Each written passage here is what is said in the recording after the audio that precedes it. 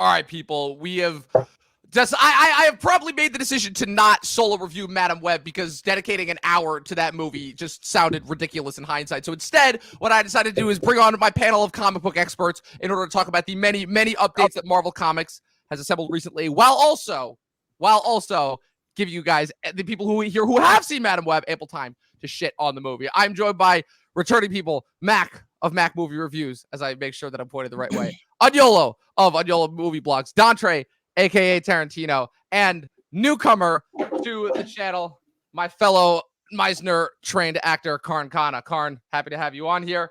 Happy to have all of you guys here. This is going to be a fun one, guys. So let me stop talking and get to the intro so we can start talking about this, because we got a lot of stuff to cover. All of that and more on tonight's episode of the Talk TV podcast.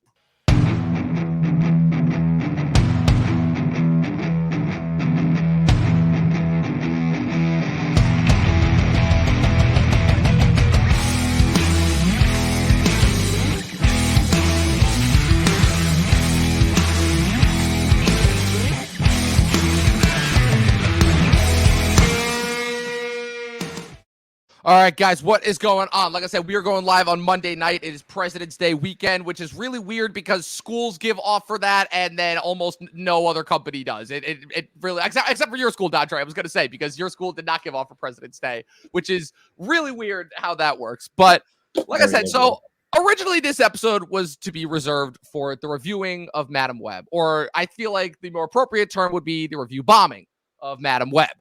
But the unfortunate thing is just, I mean, come on, let's all face it. None of the recent Sony solo Spider-Man movies have been good. The Venom movies have not been good. Morbius, I mean, the less said about that, the better. So instead, I decided we're going to take the first couple of minutes of this episode just to collectively give our thoughts, as I will say, on the movie for the people here who have seen it. Dontre, Mac, Unyolo, if you've gotten a chance to see it as well. And then we're going to be breaking down a lot of the more recent updates that have dropped about Marvel. Just a few of the biggest one probably being the finally confirmation of the Fantastic Four cast, as well as a couple of other casting notices, a couple of other announcements as well, a couple of other dates, reshoots and such like that are happening all across the movie and TV more. But Mac, I wanted to start with you as one of the first people on this panel who actually saw Madam Web.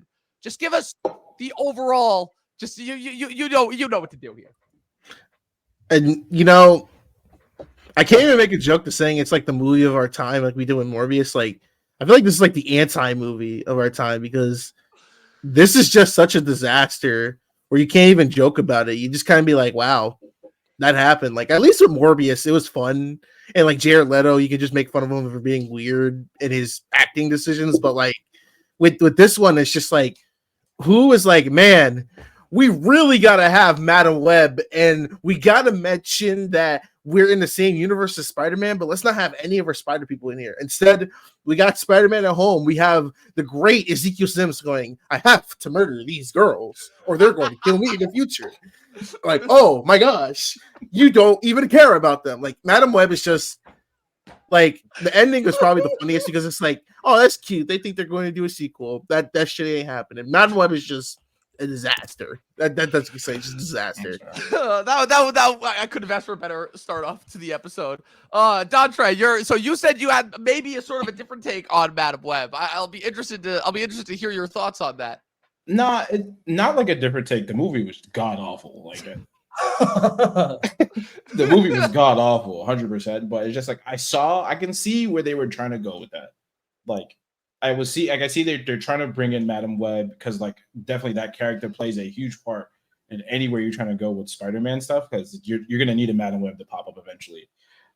But I just think this was just a huge cash grab for just Sydney Sweeney to like either boost her career, or this might have just actually like shitting on her career. Yeah, I'm sorry, but like the movie that she's got coming out this year, just drop Euphoria season 4. Just drop it. Season 3. They haven't even dropped season 3 yet. And how are they going to do it? Half the cast is like walked or, dead, unfortunately. Like the cast members of that show are dropping like flies. Yeah, but like overall, like I think the movie could have just been so much better, or just better than what we got. 100%, like god awful. I don't know why that could have just went straight to like streaming services, or that could have been like an animated movie, or it could have been not have been made. Or TV show, or it could have been like one of those Disney Plus like little quick TV shows, like to fill in the spot, like fill in a blank or something like that. It really didn't need to be a movie. It really did it. Yeah, I think the biggest thing that I've been seeing is how there's now multiple online petitions going on to try and get Sony to just relinquish the rights to Spider-Man, which is because they're losing money. They're literally losing money doing this. The only movies that have like been profitable for them recently are the animated Spider-Man movies, which the problem is because of how low the budgets are on that. Like, yeah, they do well, but they can never clear close to $1 billion, those animated movies. So they need to rely on the live action with the gigantic budgets, and they completely flop. And especially since Madam Web will not be the only one of these Sony movies that we get this year. We'll be getting Kraven the Hunter and Venom 3 later on this year. The power of 3, actually. We will see if any of those movies actually keep their release dates, is what I will say. I'm confident Kraven will. I'm not sure that Venom will. Unyolo, since you've got the Madam Web backdrop there, have you got a chance to see this movie, or was that just the theme of the episode tonight? No, I went to see it. I did a review, and like I gave it a really, for the first time in our count, I was wondering if I should give 0 stars to a movie. Wow, that's how much. And you're usually like the go-to when it comes to for every part that you can. But I think we are seeing this the wrong way. I think this is the most important superhero movie that came out in a long time, because look, this will finally show Sony that they can't like do any money with Spider-Man without the Marvel. And that's the thing. I think this is a really important movie because like they did Venom. The movie wasn't great, but it did a lot of money. We all kind of forget that. It made a lot of money, the first one. The second one came out and it was the excuse of the pandemic. And they were like, oh, it's the pandemic. So if this movie was a success, like, they would keep doing these stupid movies like Kraven that like the trailer looks even worse than this, to be honest. And I think it's like this will finally just put them to a stop. And now there's been a lot of rumors that they wanted to kind of like speed Spider-Man 4 and they were kind of pushing Marvel to make it faster. And I think now it's going to give the power to Marvel to say, look, you better just calm down because you can't do anything without us. And I think that, so this movie is really important for us to like kind of get Spider-Man in the way it should be. They're doing a great job in animation, so they probably could continue to do that. But the problem here is like, look, even Morbius, they kind of thought that they could make some money out of it. Probably now, at the time, they didn't thought they made a lot of money, but compared with this movie, it's like going to be a shitload of money compared to it. So the movie was horrible. And like, I think Sydney Sweeney, she's going to be like fine because anyone but you is making a shitload of money. So like, she'll still get, but no one could save this movie. It doesn't matter who he was. You could get the best cast in the world. But it was just like the script, and this is something I don't understand. You go and get the same guy that wrote Morbius. You go and get the same guy that wrote Gods of Egypt. You go and then you expect the movie to be good. Like, that's what's most confusing about me is you look at that track records and you say, oh, this is the guy. No, I don't get it. But yeah, it's horrible. Bringing up Gods of Egypt on Black History Month. I was about to say that's a tough spot for you. I know that. What's even funnier too with the writers is like this isn't even like the first cinematic universe that they kind of fucked up. They were doing Dracula Untold, which is like supposed to be another one. Now it's supposed all the boxes for you. That was supposed to be like the start of the Universal's Dark Universe, and that movie wasn't good. And then like apparently just been scarred by both of those movies. Like I don't know, I don't know. Like apparently, I read that in 2019, Sony read the script of Morbius. Like, man, this is some good shit. Like, we want you guys for Madam Web. Let's do this. And like, apparently, like they said, yeah. That'll do, and it's like it's a psychological thriller, and I don't know what happened. A psychological thriller with no superhero action that happens outside of flashbacks, and the rest of it is just like them running from this Ezekiel. They don't even have the line in the trailer like he was in the jungle that killed my mom. Like that's not even in the movie. Of course it is. Like, that seemed like a line that was recorded like 80 yards into the trailer. Yeah, but the thing is, the thing is, if you read what went behind the movie, there's like 5 directors attached to it. Of course, as there are with all director three like people like assistant directors, and then there's like an additional director. So there's 5 directors to this movie. So That's bad. what can you Sounds expect? like a typical superhero production to me, but Oh, come There's- on.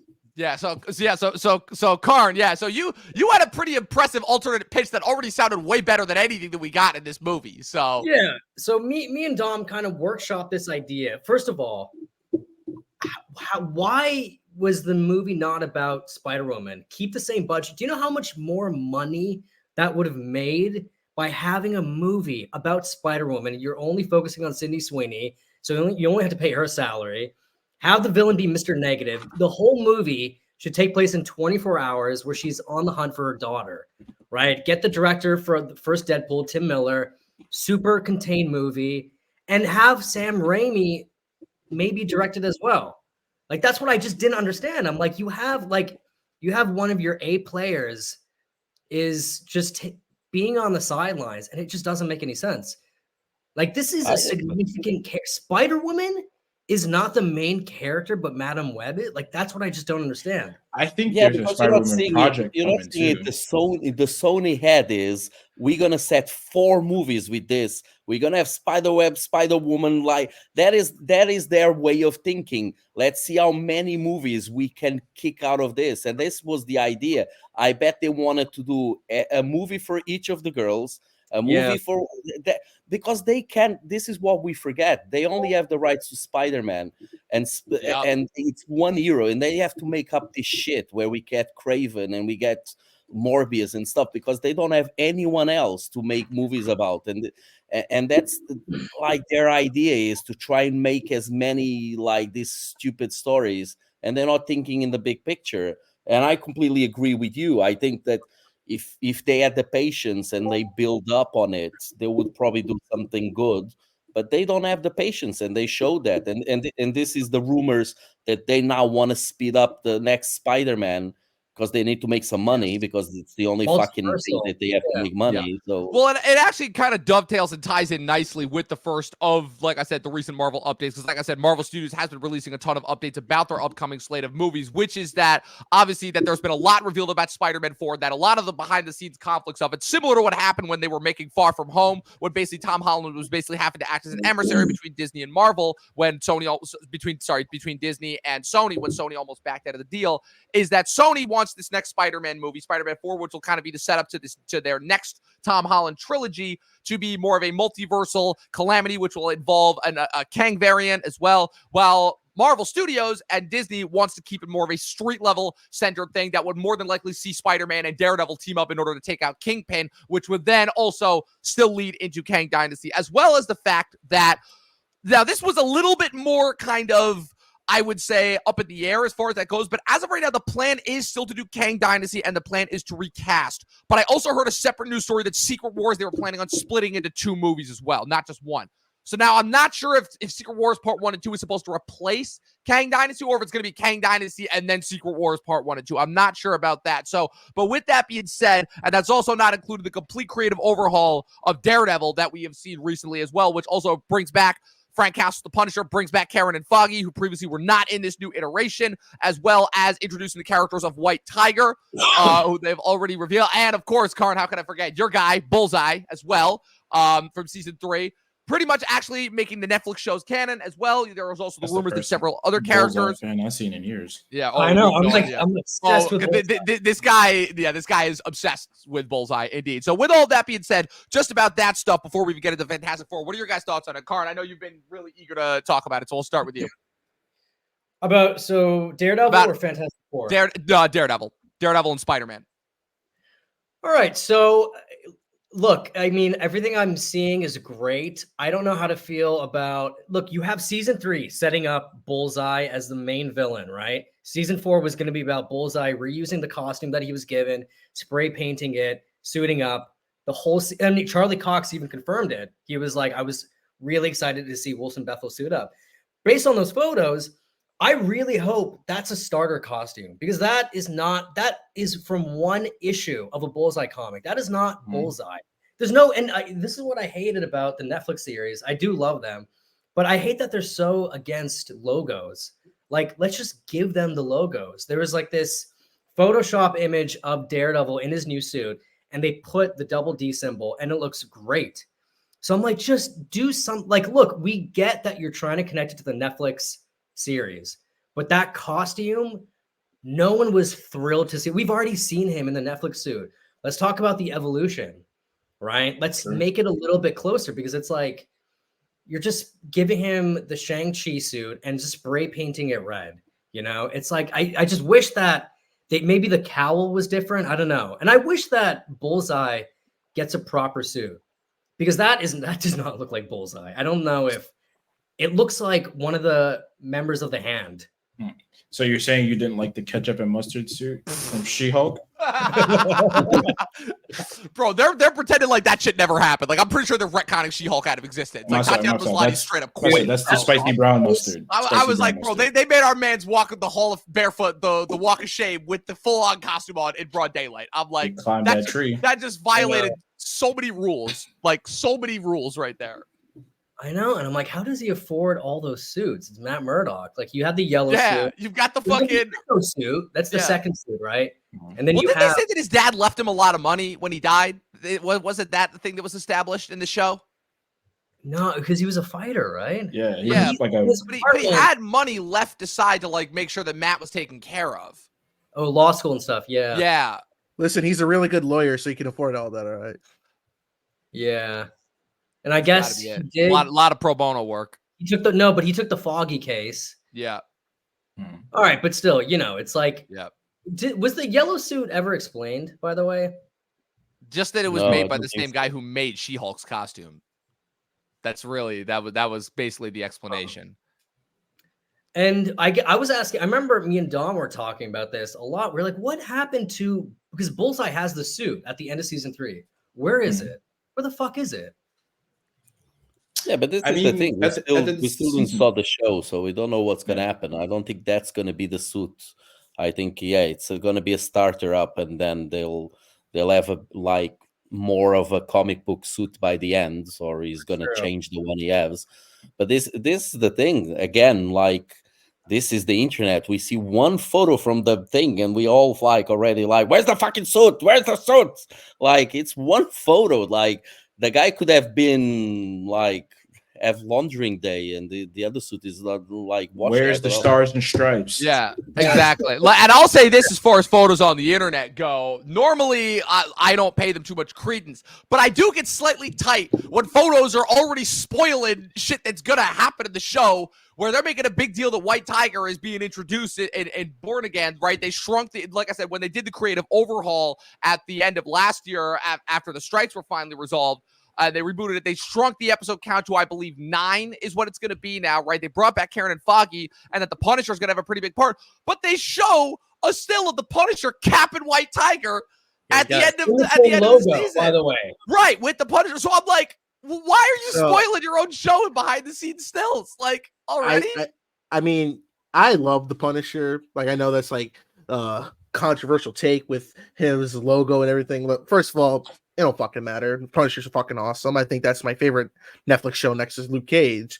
But I've always been scared of how they will bring in the Punisher to the Disney MCU, because Disney has very interesting ways of being like, we're just gonna tone this down a little bit. So it's like bringing that and to be like, don't worry, Daredevil's gonna be kind of like the Netflix show, but not really. And I don't know. I mean, we're getting Deadpool 3, so I feel like that's more Ryan Reynolds, because they changed anything, he probably would have quit. Right. Well, from what I heard is that they were active. There was a lot of active back and forth between Ryan Reynolds and Disney over Deadpool 3. A lot of combating. He fired the writers from what's it called? Remember? He brought back the writers from the first 2. And then there's a writer for She-Hulk too. Yeah, there were these 2 writers. They worked on something, and then Ryan Reynolds fired them, brought back the original writers. Yeah. But I don't know this Daredevil show. I'm not really excited for it, because I'm gonna just say this when I tell people I'm 24. when I was like 15, 16, 17, 18, when the Netflix shows were at the peak. And I always told people that was like when Marvel was at its peak with the streaming shit. Because on Netflix, it was like our own little world. It's still connected to the MCU, but it was like we were down on the trenches and everything like that. So like it made those shows like this little intimate show be like, hey, let me get into another world. And like I like the shows, and like to have them come into the mainline MCU, you're like, you're not really have that aesthetic with that. And then with the whole Sony Spider-Man thing, at what point, if you're Kevin Feige or Disney, where you just be like, go to Sony, like, listen, shut the fuck up. We have the power, we have more money, we could buy you if we wanted to. So you're gonna have Spider-Man 4, unless you want us to take you out back and everything. Because like, at what point you're like, listen, like, we can just buy you. Like, you can keep doing the Fox method, just keep releasing movies, you can keep the rights, or we can just buy you.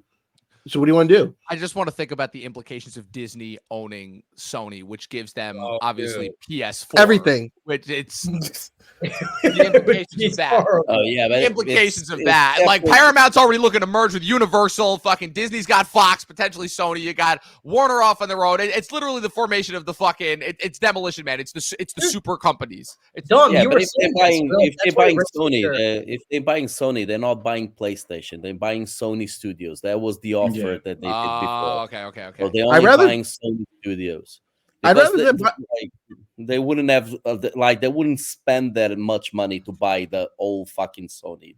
What's funny too also is that outside of the Spider-Man, there's a lot of Sony properties that I feel like would almost do better under Disney, but there's also a lot of properties that probably would not also. Like I don't know, in a weird way, it's like, could Disney resurrect Men in Black? Like, could they do that well? Would they actually be able to make Ghostbusters good? But 22 Jump Street, Men in Black. Yeah.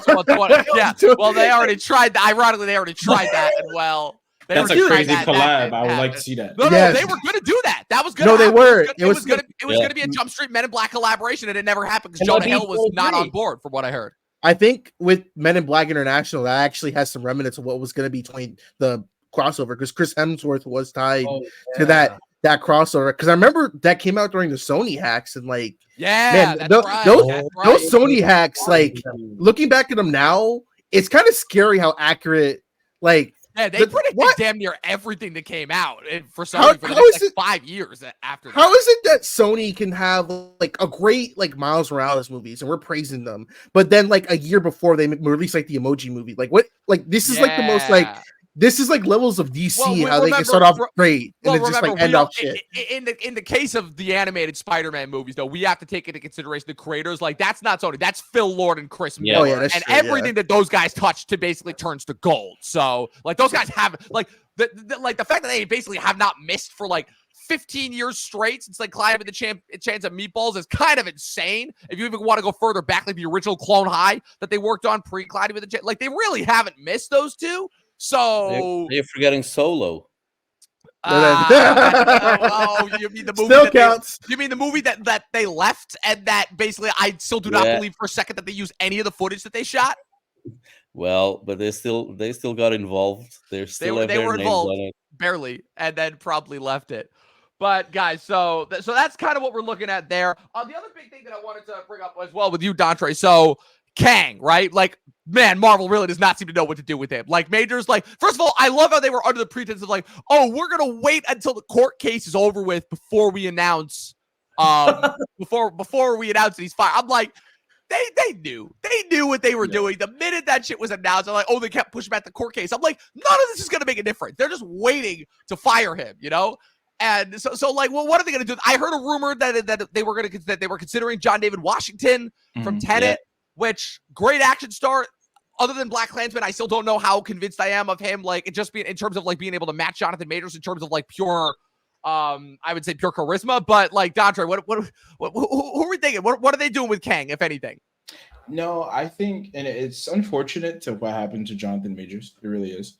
But I think the problem was, and this case, they used the case to cover it up. I think they realized after Ant-Man 3 that the Kang thing was fucked. And with everything happened, it was like, we got a scapegoat. Yeah.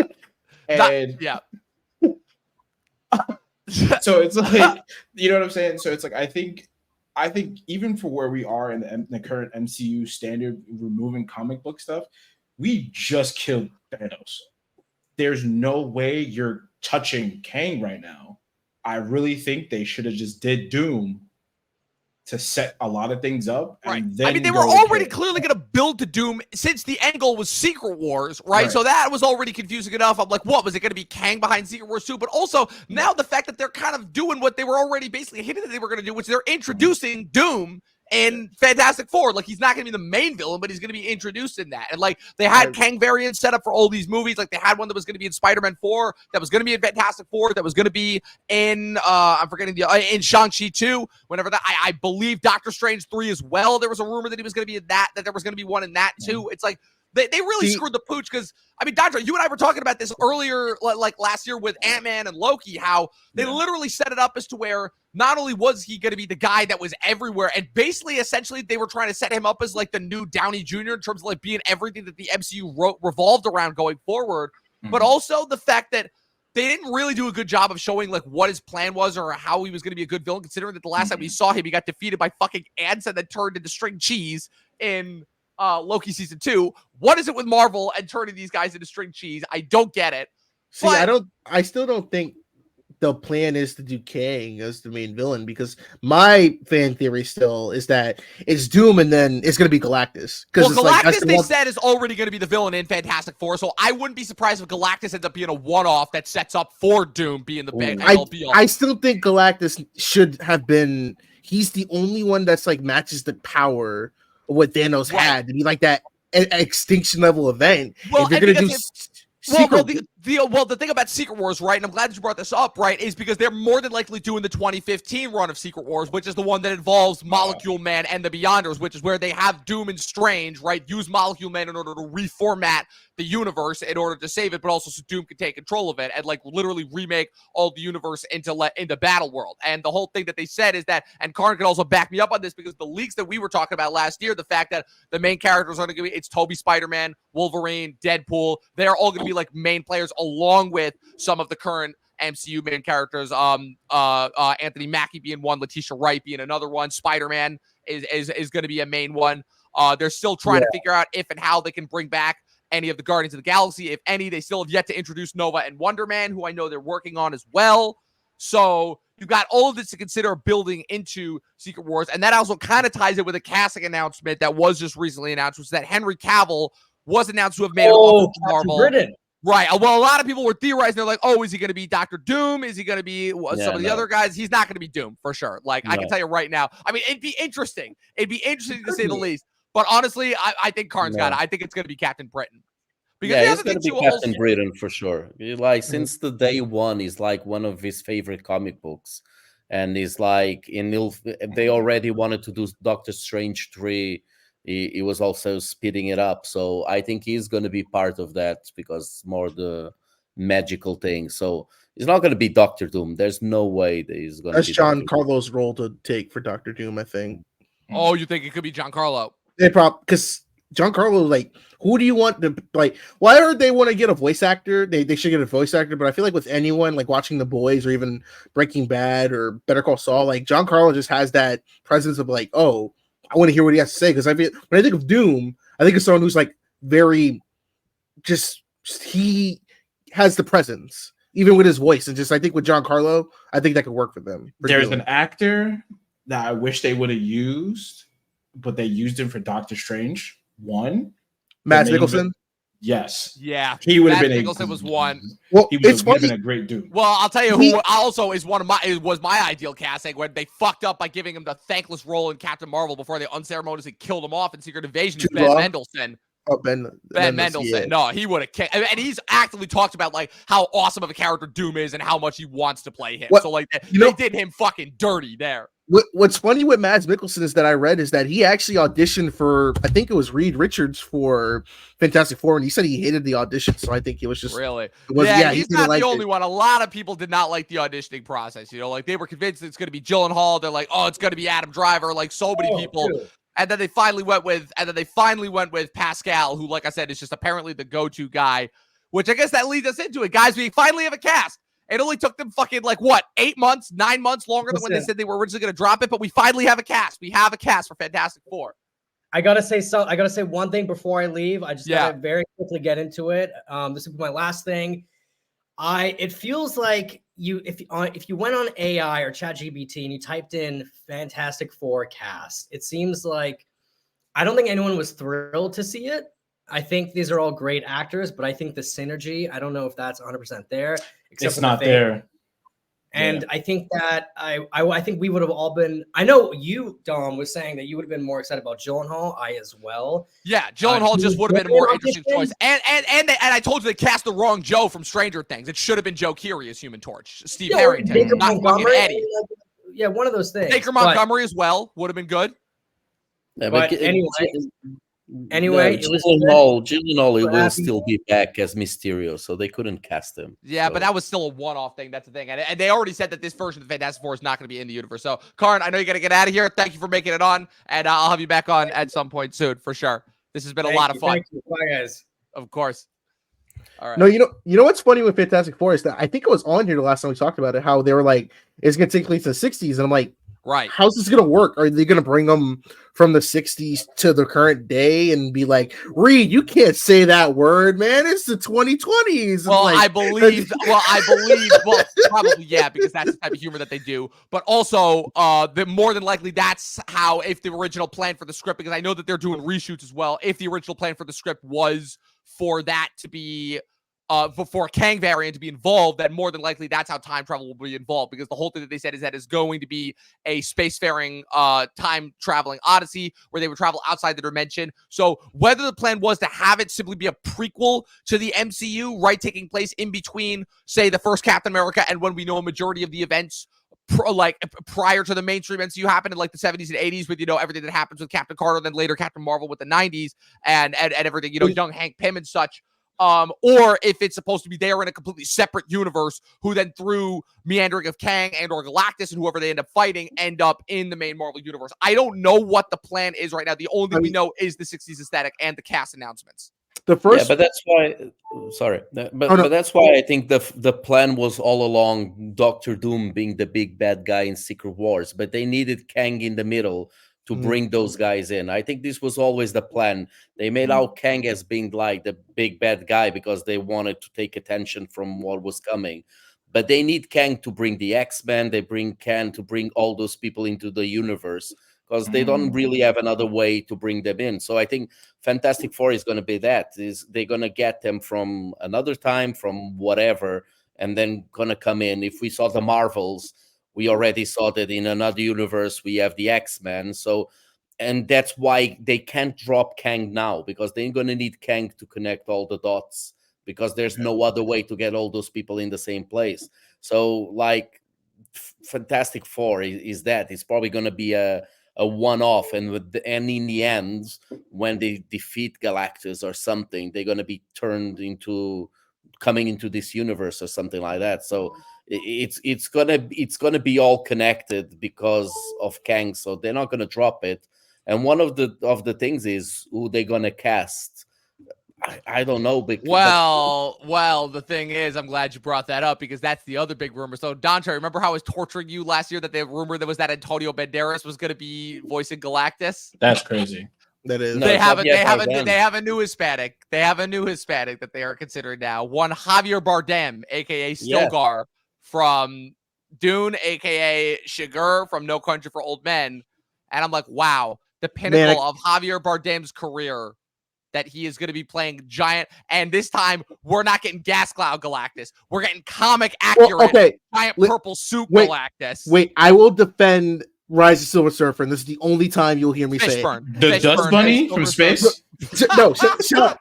No, okay. Let me defend it. I give them credit because that isn't like a cloud. He's supposed to be in the cloud because they were planning on revealing him in the next movie. And like, because the VFX, the artists, they're like, they had the hints of Galactus. And like, when you go back and watch it, you kind of see like the helmet shape. And that was the plan. Like, it's dumb, but I can understand where they're coming from. But you know, I want Galactus. Like I said, I want Galactus in the MCU. And you know, I don't know if you guys know this. Did you know that in Thor: Love and Thunder that there was a cut scene where Natalie Portman would have killed a Galactus variant when she was like, yeah, there's like a cut scene Like this is Where, like, behind- when they go to like Olympus with all the other gods there? there's like how she went on adventures as with Mjolnir. She like was being killed. And like but if Javier Bardem is Galactus, man, I can't wait for him to be like go up to the Fantastic Four. It's like, what's the most you ever lost on a coin toss? He just freaking like uses Pluto as like a quarter, and just be like, yeah, like that's. There's only one reason why I want Galactus. I don't care for Galactus. I care what happens to him and who comes out after Galactus. All I want is Annihilus and the Annihilation Wave. Right. And Quasar. So like if the point of Fantastic Four, don't we already have Quasar technically in Guardians 3? Wasn't she introduced? She was the little girl at the end of Guardians 3? Yeah. By Lavelle? Yeah. So the only reason why is because if they defeat Galactus, they can't really kill him. Reed finds out about the negative zone and just throws him in the negative zone. But Annihilus is in there and he starts to eat Galactus, and then the Annihilation Wave comes. But there's already too many things that's been fucked up already. Yeah. The destruction of Xandar, because we got that with Thanos apparently just blew up Xandar, getting the Power Stone. Right. Although I have heard that whole sequence of Thanos blowing up Xandar is rumored to play a part in the Nova show as well, because that's going to be like what motivates Nova. I'm scared about Nova because the writer who wrote what's it called? I'm losing my mind here. They came on Netflix, on Disney Plus. What? Why can't I? Moon Knight. Moon Knight. He wrote Moon Knight, and I wasn't really a big fan of Moon Knight. And Nova is like my second favorite character compared to Iron Man. So it's like you ruin that character when it's already there's so much like bullshit going on, especially with the introduction of Xandar in the first Guardians movie. Like, they was like, "Where's Nova?"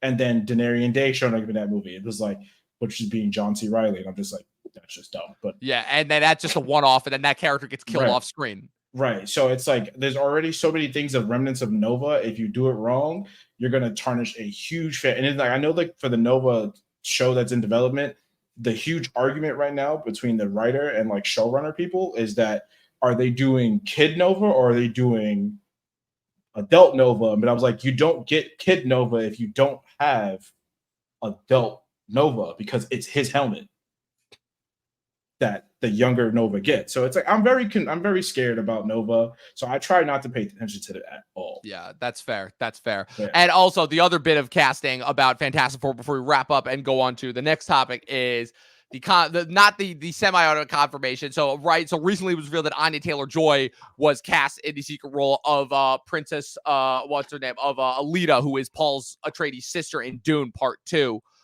There's a very kind of interesting backstory about that character is what I will say. And now it is being heavily rumored that she will be portraying a female variant of the Silver Surfer in this movie. So how do we feel about that one? Is that just like woke Disney trying to be woke again? Disney has kind of made that known. The rumors I heard is that she's not going to play a female version of Silver Surfer.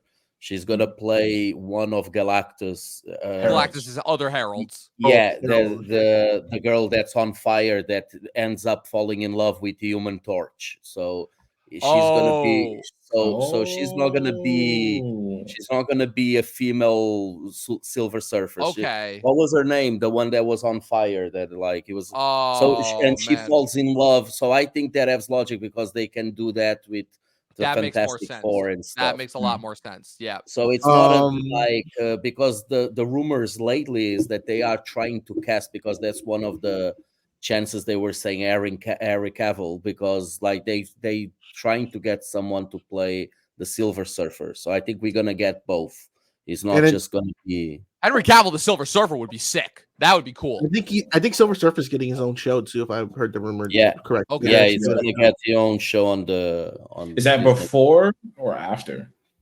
Yeah, I don't know. It's not. It's not slated. Gotcha. Yeah, no. But what they were saying is it's gonna be a one like they did with the werewolf. Werewolf by Night. It's gonna be one like special. Movie short, like special, whatever. Okay, got it. I mean, got it. Like who's like I like the Silver Surfer 90s show, like the cartoon.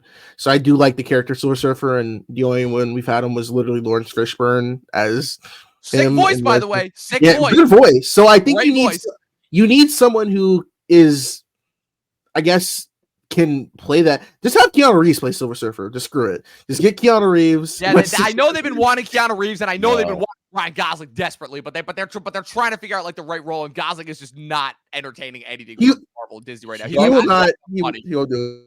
Yeah, Gosling is a little bit like Gosling. I think is going to be the Ghost Rider. I think that's but my thought on that is like they already have the guy from Agents of S.H.I.E.L.D. Why wouldn't they just use him? Because he didn't die in Agents of S.H.I.E.L.D., right? Yeah, because it's not Ryan Gosling. But Ryan it's Gosling not. Everyone wants Johnny Blaze first before you get. Before you get what's his name? Yeah. Robbie Remember, Reyes. we almost had that with Doctor Strange Multiverse of Madness because everyone was going to be in that movie, and then everything got cut out. So we almost had it. So I don't know. Maybe I did like that variant of Ghost Rider because it's like I tell people I'm like, the one we're all familiar with is Nicolas Cage, Johnny Blaze. Like he's the most well-known Ghost Rider, but a lot of people who are younger, they know more about the Reyes. Right. Although I will say just the fact of it's like I don't think again this just shows like how dumb they've been, but I don't think Sony, who I believe was the studio that put out those two Nicolas Cage led Ghost Rider movies, I don't think they understood like what they had with Nicolas Cage as Ghost Rider. And even though those movies weren't that good, just the idea of that casting, like I think that's kind of one of the more subtly underrated castings that like people didn't realize they had when they had. The first one's good. The second one's all right. Yeah, the second one's bad. The second one is I still can't make heads or tails of that movie. But real quick before we get off, so the Fantastic Four cast, right? Pascal, Vanessa Kirby, Joseph Quinn, and Evan Moss-Backrack. Again, good actors. Not feeling the synergy between them at all. I feel like it's gonna be like people passing each other by in the night. Like I said, they got the wrong Joe from Stranger Things. Vanessa Kirby, again, solid, but like I need to see what kind of chemistry these guys are gonna have. Like Pedro Pascal and Evan Moss-Backrack, like I think there's like I don't know how much of an age difference there is between them, but that's like enough to where it's like I don't necessarily know if I buy them as being childhood friends, So there's that whole thing. So yeah, work their ass off for that one. Yeah, they this really could either be a good chemistry of like the original like 2005 movie, or it could be like the anti-chemistry of the 2015 movies. Though this is going either way. Especially because we know that Fantastic Four is kind of a cursed property. Also, like I said, weirdly that they only seem to be able to put out like a new Fantastic Four movie every 10 years because it was 2005, then 2015, and now this one's going to be released in 2025. It's going to be interesting to see if they can finally. The thing is, when was the last time? Come on, even when the movies are not good, when was the last time that Marvel did the bad casting? True. This is true. Brie Larson as Captain Marvel. Well, I don't know about that, and even like Marvel, Ben Affleck is Daredevil. Yeah, but that's pre-MCU though. We're talking like no. I'm saying MCU. Oh, MCU. Oh, MCU. Yeah, just I'm MCU. saying MCU. When was the last time? Like we always got this weird. Oh, I got it. Finn Jones is Iron Fist. Damn, I didn't mind him as Iron Fist. That wasn't them. That was Netflix at the time. So the thing is, they always come out with these weird people to cast, and we all like before we see the movies. We all always think, oh my God, what are they doing? And then when we see I think they took this long to cast them. I think they saw something. The only one I'm not sure is that it's Joseph Quinn. I think the other three will work well. Him, I don't know. The only thing I saw of him is Stranger Things, and like, right. I don't know. And he's going to be in Quiet Place Day 1 this year as well. And so Gladiator 2. Yes, he'll be in that as well. So he'll have a couple chances to really prove himself. I think they're probably Pascal instead of him, but yeah, but Paul Pascal, I think was another guy that like he's not interested in doing any big budget like superhero parts. I think they are just banking. They are banking on Joseph Quinn's like celebrity status from Stranger Things. Because a lot of his fans came from that, and they were hoping to probably get them into the theater because who I know people thought Zac Efron may have been Human Torch. I thought would have been awesome. If it was like 5 years ago, but I think Efron's like he still looks young, but he's a little too old is the thing. Yeah, but I'll give it the cast a shot. Like like I said, Pedro Pascal, he is like the Thanos right now. He's got like DC, he's got Marvel, he's got Star Wars, Game of Thrones. Like he's everywhere, and Vanessa Kirby. And DC, don't forget, villain in Wonder Woman 84. Who can forget that? And but like, I don't know. Video game franchise right now too. And Last of Us as well. Yep. So I don't know. I'm just excited. I do like Fantastic Four, but it is cursed because, for Christ's sakes, like, I'm gonna put it into perspective.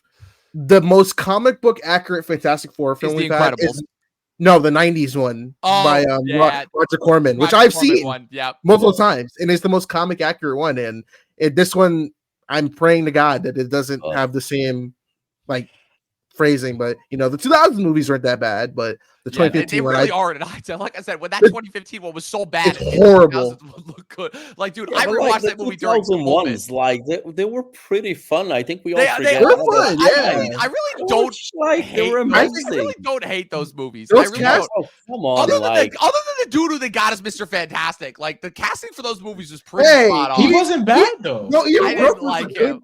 I did not like him. I feel they should have brought great in the role.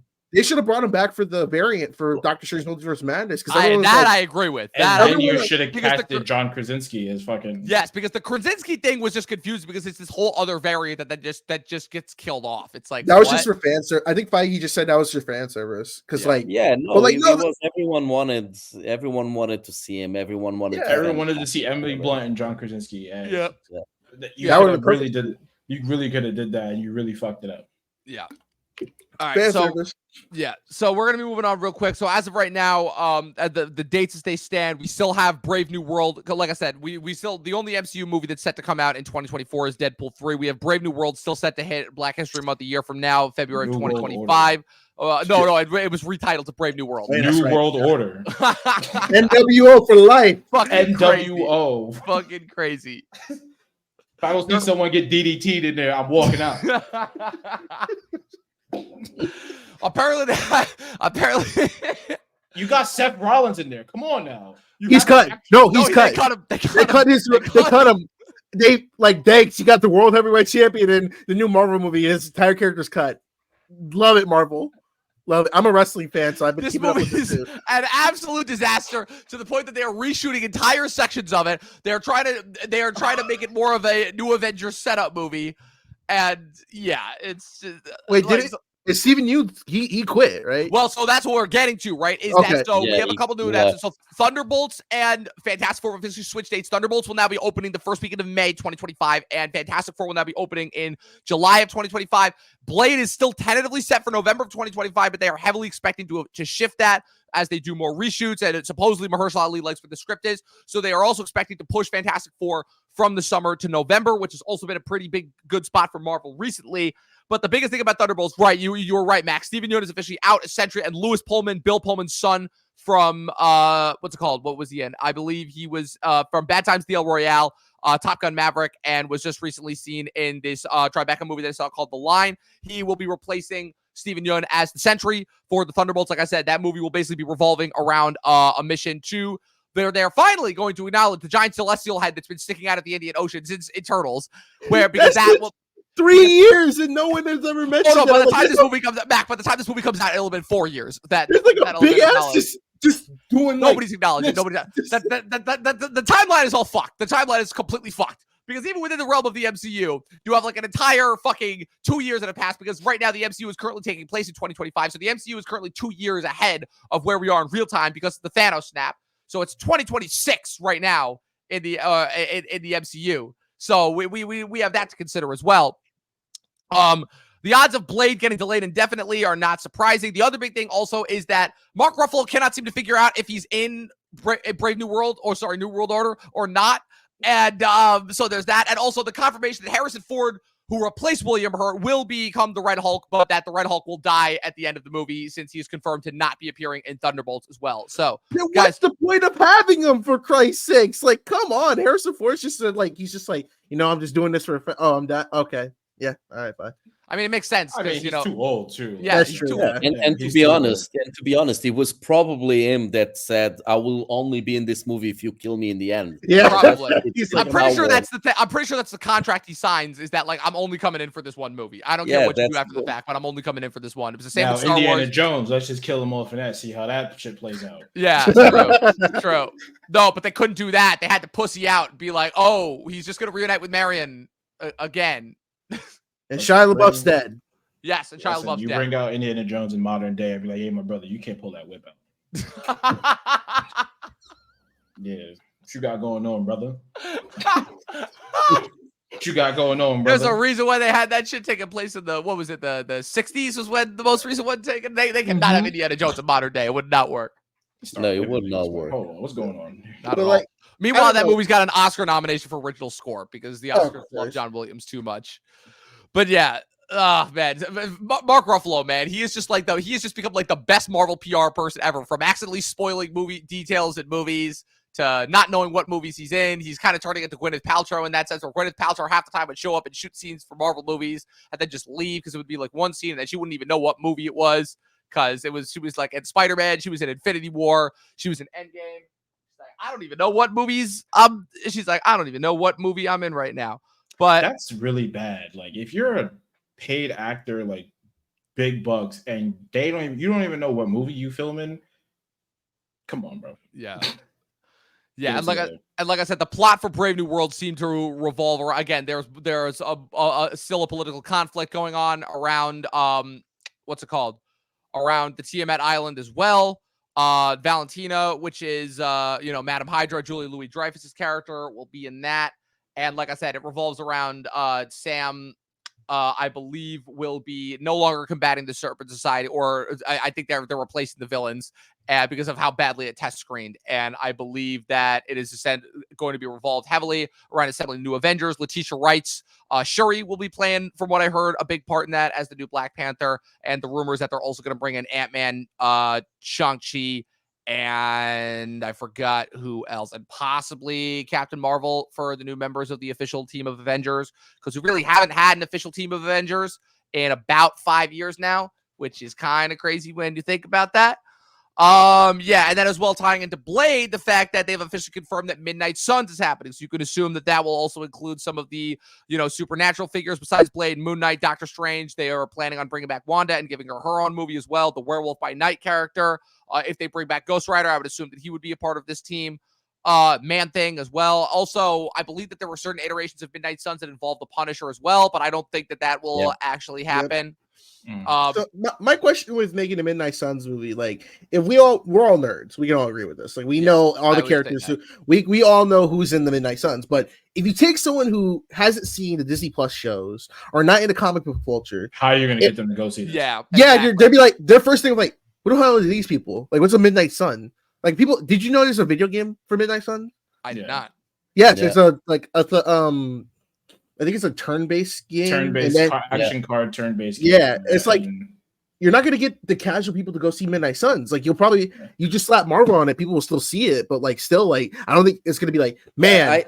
I think what they're also thinking, and I think in terms of business, they need some smaller movies because they can be continuing making movies that cost 200-300 million. So I think that's the thing. Like they know that was the point to do the TV shows, not to cut you off, but I think that was the point of doing the TV shows when they realized that like it's not the pandemic anymore and people are not going to just sit down and watch a TV show. Yeah, exactly. So what I think they need to translate that to is to create, like, for example, like Madam Web was shit, but it cost 80 million.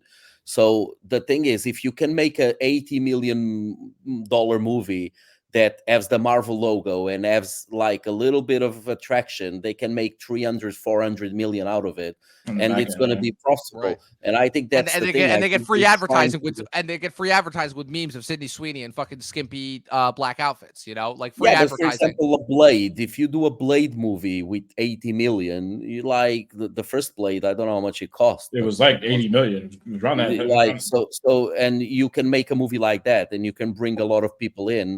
It was the same thing with Deadpool. The first Deadpool wasn't that expensive. So if you can make like these smaller action movies, and I think Midnight Suns is a bit that, like, you can bring more of a smaller scale thing.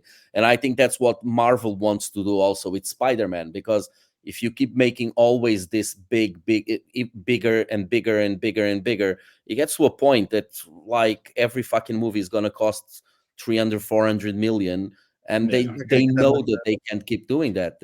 Spider-Man has so much content to do street level stuff, and I think that's low-key what they wanted to do with Spider-Man, like Marvel-wise, is to keep him street level, then bring him up to like spaceship. Because like, how is that we almost have 4 movies and we have not fucking seen Sandman yet?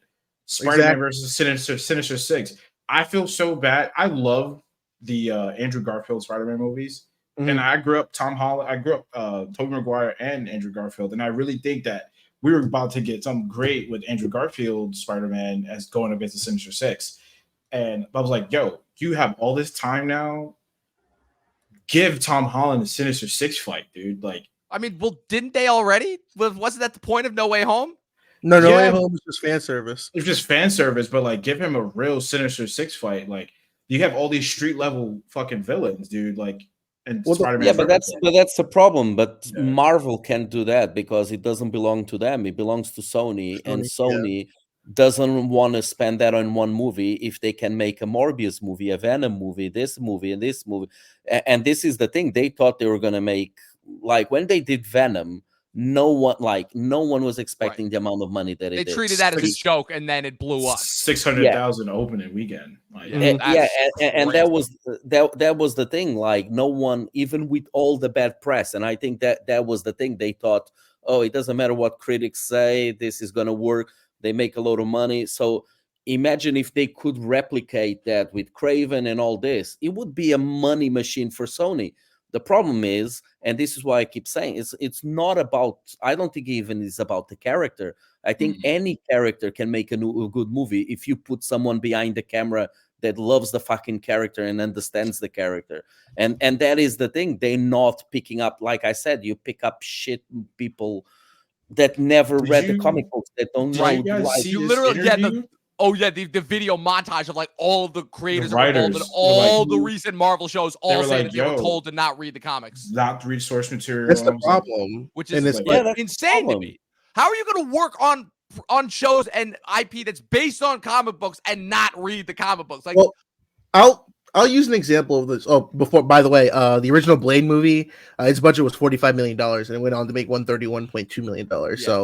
But I'll use an example of like if you're the dude. So, Bumblebee, I like Bumblebee. I think it's one of the better Transformers movie. Yeah. Travis Knight grew up watching the original movies and the show, and he went up to Paramount and he said, "Hey, how about we just use the regular Gen 1 designs?" They go, "Wait, what?" And then that opening scene of Cybertron, that was from movie best where that whole movie, by the way. You compare someone like Bay, who was just like, I want to make disaster. We literally called these movies stupid kid movies, and then just made disaster movies. But I still love those movies, but I can't back off with all honesty. But you have Travis Knight who did Bumblebee, and it felt like a legit love letter to the original 80s one, and even to an extension with Rise of the Beast. And, which because Stephen Cable Jr. talked about being a big fan of G1 as well. Yeah, even like Rise of the Beast not being like exactly Beast Wars when we wanted, it still was respectful to the sort of like we got Gen 1 Optimus, so like that's good. But then when you have Marvel, like don't read the comics. Like why would I? I think if I'm Drew Goddard read the comics when he did Daredevil, but it shows.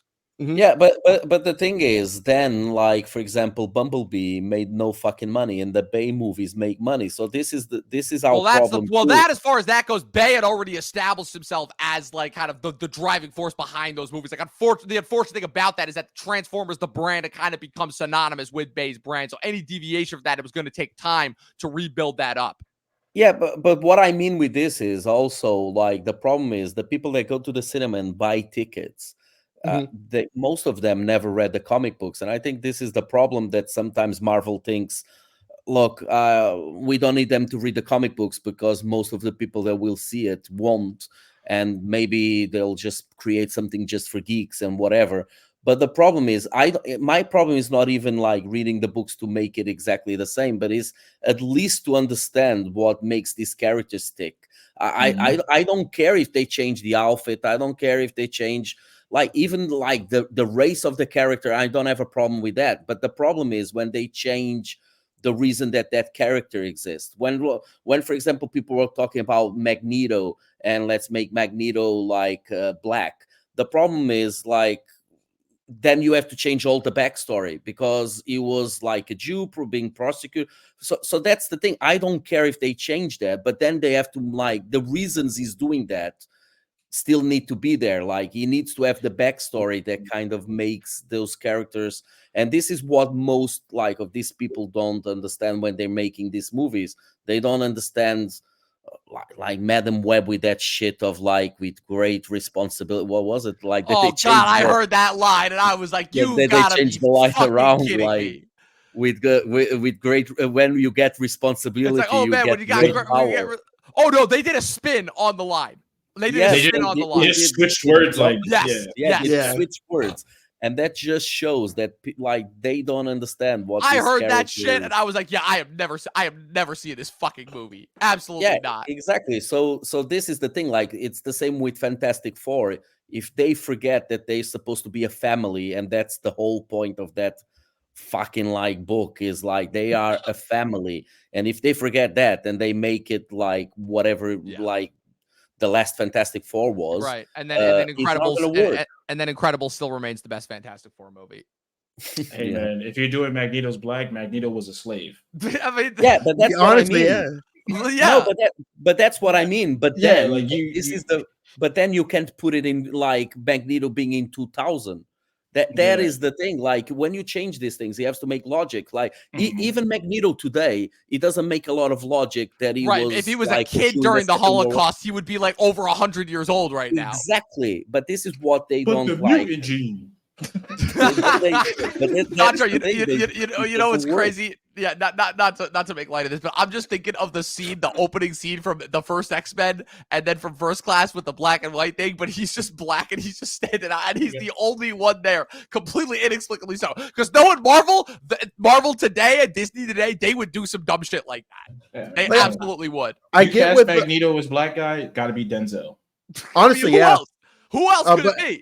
I get where Yolo's coming from, because it's like I feel like with any character, like looking at like I'll even say like Spider-Man, like when Miles Morales got introduced as Spider-Man, people were like complaining about it. It's like, oh, why you gotta do this and that and everything.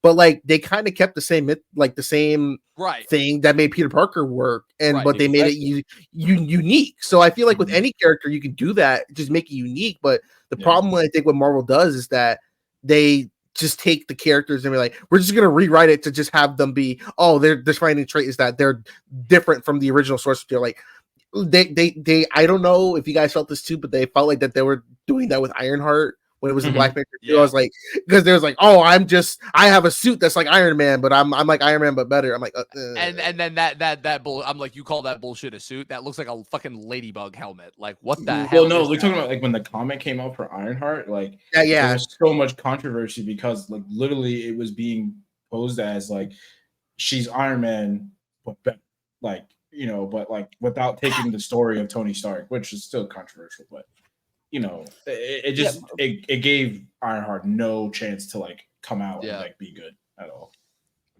Yeah, and then Miss Marvel, I know, is also a character that's been criticized like since she was like first created, because the whole basis for a character. But like, I don't know, Miss Marvel I thought was kind of harmless because it's like she's just an Avengers fanboy. It's just the character, the actress that they got playing her for the show is just she's an Inhuman. I love like Miss Marvel. I don't care what you guys. I like her. Yeah, she was. I think Marvel. I think she's the perfect cast for that. She was the best part in the second Marvels movie because I kind of liked her energy. Like she kind of like she's like us. She's the fan. She's the fan of MCU, just playing in the role. And like, you know, even like in the Avengers game, I liked her character and everything. Like, I think she can work. I will say, at an hour and a half, the movie went by fast, and we got Kelsey Grammer back as Beast. That's about what I could say for it, guys. Like I said, we're almost done. There's just one more thing that I wanted to run by you. Like I said, which was the fact of they have been really trying to promote Armor Wars, like really, really trying to heavily promote it. And I can't think of a more pointless movie that Marvel could be doing right now. Like, I understand the whole reasoning as far as all the other movies in the content that they're doing, but like Armor Wars, I'm like, I get it. First of all, they've had a gaping Iron Man problem since they killed off Downey, right? Or since they removed Downey from the MCU. They're like, okay, like who are we gonna be? Like, who is gonna be the new Iron Man? Is it gonna be Spider-Man? Is it gonna be Ironheart? Is it gonna be War Machine? Like, who is it? So they've had a gaping Iron Man problem since they killed off Tony Stark. And so I feel like Armor Wars, which was originally supposed to be a show and has now been reformatted as a movie, is this thing of where they're setting up Rhodey basically as the new Iron Man officially. Finally fucking doing the full circle thing to Terrence Howard, which all the way back, which again, missed the golden opportunity to bring him next back. time, baby. His name is Iron Man. Iron Man. No, I like with Armor Wars, like just it's knowing. Too late. Yeah, just knowing it's another Black Widow. It's way too late. Knowing it was a TV show first and now it's a movie, I'm just thinking like that's just a disaster waiting to happen because like that just doesn't. like a story like that, I feel like would work better for a TV show. But if you're gonna stretch this out to like a 90-minute movie or like a 2-hour movie, like what are we gonna talk? Like what are you gonna do? Like Right, who's he gonna exactly. fight? And unlike I still think he has potential, especially now that Sam Rockwell will be back. right, and I that's the think biggest he- thing is that they, Yeah, after they and brought I him think back he for was what ifs, completely unused. yeah. And the other thing is Ultron. Well, I still think he was really badly there's still a lot of potential there to use Ultron. So if it's a way to bring Ultron back and make it, and maybe even make him like, because Which would in be cool Secret because Wars, Ultron's like the is Freddy like Krueger of the MCU almost, basically, where he's like you can never really kill him because he's an AI. Like that's what's so cool, and that's how like when they Yeah. got rid of him at the end of Age of Ultron, and just how fucking awesome Spader was. That part, Ultron's still like top 5 MCU villains for me. I fucking like most I can always underrated villain rewatch of the MCU. Avengers 2. I can always rewatch that movie. Exactly. Yeah. Exactly. So I think if they bring Ultron, and then they can use Ultron on like Secret Wars, because like in the comic Yeah, books plays a big part. right. he also has like an interesting role. So if you can bring him there, and I think like, look, in the end of the day, like I said, whoever doesn't want to watch this movie, just don't Mhm. fucking watch it. There's a lot of Yeah, people. but that's the problem. I'm It's the gonna watch it. I'm That's gonna the watch problem. it. It's the MCU and superheroes. The MCU specifically still has a foothold over people. Now, the good thing is that people are finally, especially after last year, when, like I said, with the exception of 2 movies, every single superhero movie bombed and underperformed. The good thing is that people are finally starting to become sick of superhero movies in general, and just how many of them that we get and how many of them are usually mediocre and underwhelming. And so Well- people are finally starting to respond to that. That But- makes me. I don't know. I That don't makes- think that is the thing. Like, look, It- if you look at the top 20 most watched movies of last year, most of them are there. What I keep saying is, look, we keep expecting these movies to make $1 billion, and they're not It's going to make not. it because there's Mm. fucking Netflix, there's fucking everything. People are not going to the cinema. People don't even have money to pay rent. They're not going to pay fucking like cinema money. That is the thing. Like, we need to kind of look at like the box office of last year, see how many movies passed $1 billion, and it was very specific movies that was a one-off. But like they were still all there. Like we still had Guardians of the Galaxy there. We still had like even Ant-Man is on the top 20 of the movies that made more money. So like we just can't expect these movies to make $1 billion every time. So that's why they need to kind of lower the price tag on these movies, because there's still, I don't think people are fed up. Like I went to the cinema the other day to watch what I can't even remember, but it was just me and my daughter on it. Like when we compared like most movies to superhero movies, that's still the ones that fill up the rooms. The other ones are like, I went to watch Poor Things, and it was me and my daughter. It's a fucking Oscar nominated movie with like, and people still don't go and see it because they'll think, oh, I'll watch it when it comes out on Netflix or whatever. So this is the thing. Cinema will need to change. The ticket prices need to change. All that needs to change, because I don't think people are fed up of superhero movies. They still go and see them, and they still go and see these like stupid movies that we all like. Kong and Godzilla looks fucking ridiculous. We'll get people. I'm watching it. I can't wait for that. I'm watching that opening weekend. I'm watching that opening weekend. I'm seeing Yes. Kong with his Infinity Exactly. Gauntlet You beat the see- shit out of Scar King. This shit's gonna Yes, and Big this is monkey what I versus mean. giant lizard. yes. Those are the movies that still get people to think, well, if I'm going to spend money, I'm going to spend on something that Mhm. at home is not going to give the same experience. But Mhm. still, it's going to be less people. It's not going to make $1 billion. It's not going to make like Godzilla, probably like make 400, 500. Even like the last Transformers, it was a hit. And it still made what, 400, 500 million. So It didn't make any money at all. It barely made its budget. I don't think it broke even. Yeah. No, yeah, but like no, like I agree with Yolo, because like then another thing that adds to that is like there was a couple good superhero movies last year. Like, I loved Guardians. I thought Blue Beetle was severely underrated. I love did like Blue Beetle. And Like- Guardians did perform well. Guardians performed at like 800 million. So Guardians 3 did come through. Looking at Guardians did well. Yes, that did very well. Looking at the box office last year, the $2 billion movies were Barbie and Super Mario Brothers, while Oppenheimer was and number 3. Oppenheimer's like right and there like- too. There's 3 superhero movies, or there's 2 superhero movies in the top 10. It's Spider-Man Across the Spider-Verse and Guardians of the Galaxy 3. Guardians of the But like, Galaxy, yeah. the Flash and everything. But like, I just it is mostly like you have to really think about like we have to temper these expectations because we got to realize like I know people are like, yeah, Deadpool 3 is gonna save the MCU. I'm like, I mean, could it? Like, I don't know if it will. I think it'll be fun because we haven't had Deadpool in like years in theaters, but like, you know, I'm still gonna watch it, but like, is that gonna be like, I don't know if it's gonna save the MCU, but I think it's gonna be a good, because I think with the Marvel, it doesn't need saving. We yeah, keep no, talking like the MCU needs saving. Like Jesus Christ, look at the amount of money that they still make, and it's like, yeah, they had a couple of ones that didn't.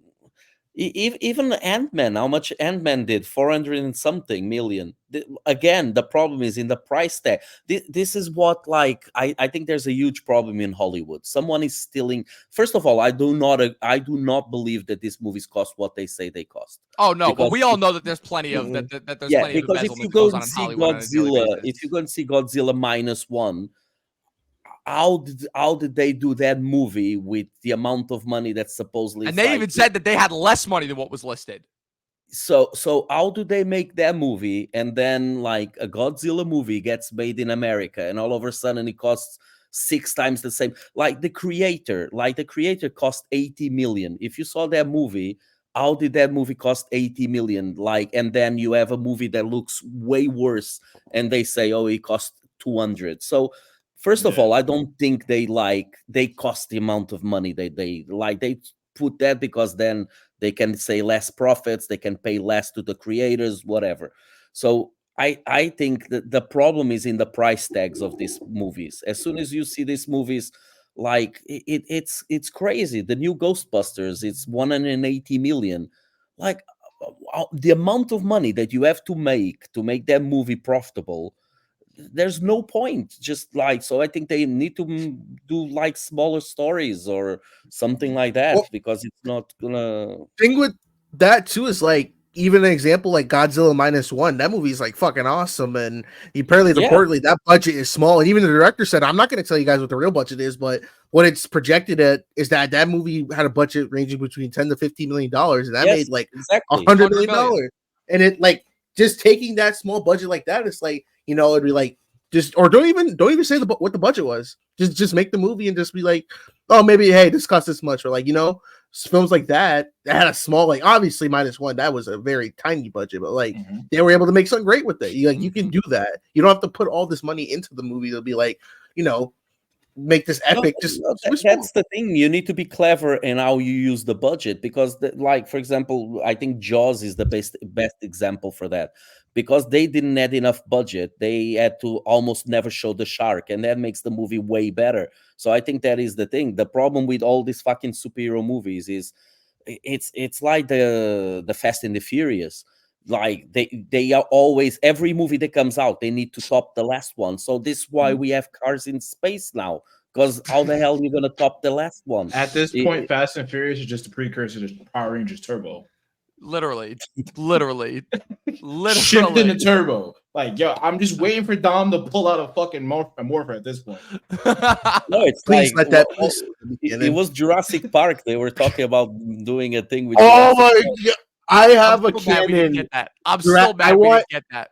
Transformers and Fast and Furious to cross over, and they have to team up to take down Megatron. And then Dom's like, "We know what it's like to have a family, Optimus. We don't worry. The first rule of the streets always win." It just, I want that crossover. And then Jazz was like, "Shut the fuck up." Yeah.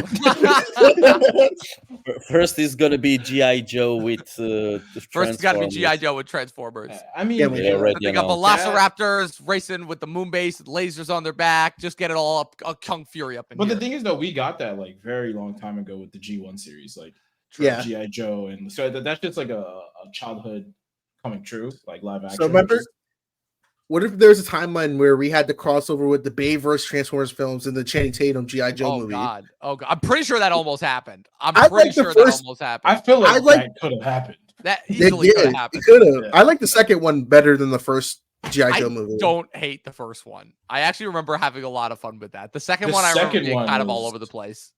It's The Rock. The Rock just makes everything terrible. Yeah, it really does. It really does. Hey, come on. Outside of wrestling, The Rock makes everything terrible. Oh no, he's doing the same thing. No, he's the game. Well, You know, if the real story isn't like it, I feel like if you don't know the real story of Pain and Gain, it's funny. But when you read it, you're like, yeah, no, I shouldn't be laughing at this. This is actually fucking terrible. Like I remember when I was a kid, the movie was fun.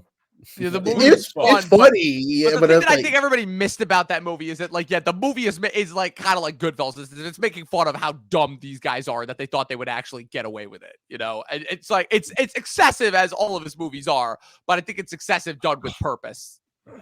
Jumanji wasn't bad too. The Rock isn't. I like Jumanji. Oh no, I'm not a fan of those movies. I was never really a big fan of Jumanji, so I didn't really care. But Baywatch, what's Skyscraper, Rampage. I watched. Do we need to keep going?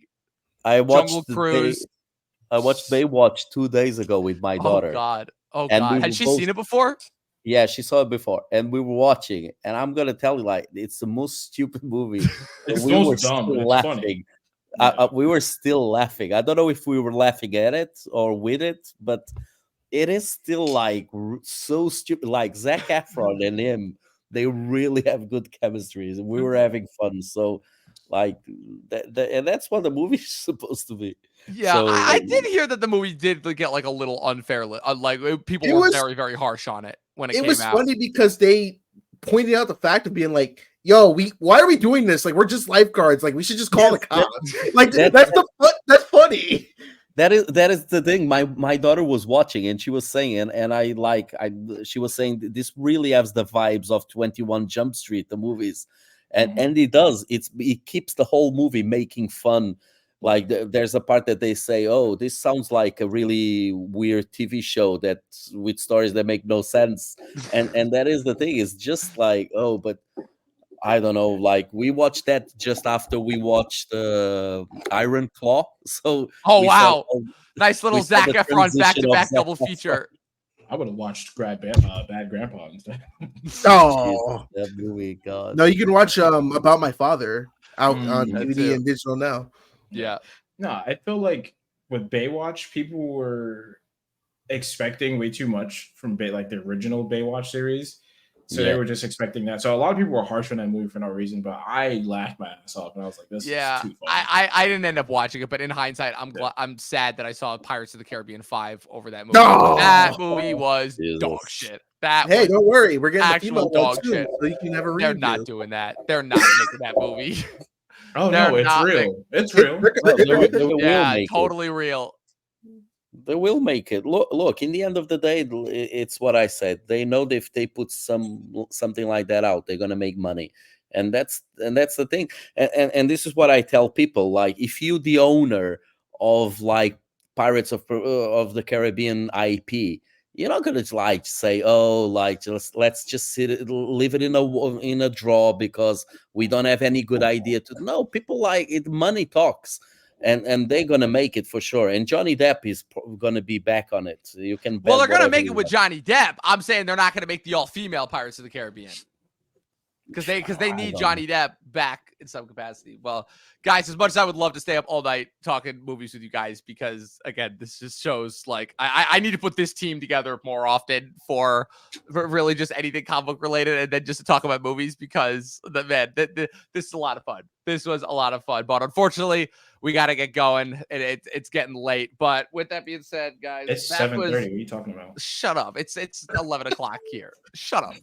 10 to 4 in the morning in my side. Exactly.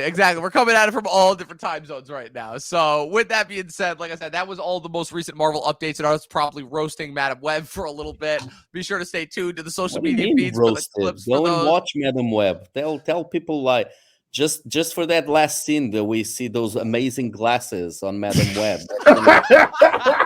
She got the Bret Hart. She had the Bret Hart glasses.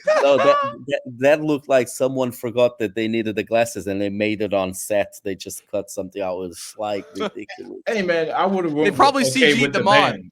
I probably would have went okay with the headband. Just yeah, right. Listen, the accurate Madam Web is still the '90s cartoon with Stan Lee's wife voicing her.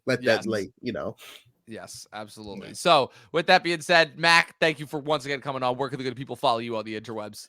You can follow me on my YouTube at Mac Movie Reviews, or listen to our podcast at the MK Productions Podcast, wherever you're listening podcasts, wherever you listen to your podcasts. And yeah, if I'm getting lonely on a PlayStation, so you can add me on my username too. All right, sounds good. Unyolo, thank you once again for coming on, and once again, No problem. again giving us your battered comic book knowledge, and for suffering through Madam Web in order to come on and podcast with us. Where can the good people follow you on the interwebs? Yeah, so you can follow us on Instagram, Unyolo Movies Blog, and also unyolo.com. And you can see my reviews with my daughter there, and just follow our pain into some of these movies like Madam Web. Exactly, as we continue to trudge our way through the hellscape that is let 2024 starting into. And Dontre Tarantino, where can the good people follow you on the interwebs? All right, so boom. If you want to have a good time, follow me on Twitch at theblackiogaming.com. And if you listen to good house music, follow me at Official Wig Mafia on Instagram. House Music Now Volume 1 is out right now. Yes, sir. Some So, yeah. fire tracks on there as well, for sure. And with that being said, of course, you can follow me at Movie Nerd Reviews, at Official Talking TV Podcast across all platforms. Subscribe to us on YouTube. Follow us on Twitch. This episode will be available on Spotify and Apple Podcasts tomorrow. And as always, people, 12 seasons in a short film, and watch more fucking movies. We'll see you guys next week for Avatar: Last Airbender live action.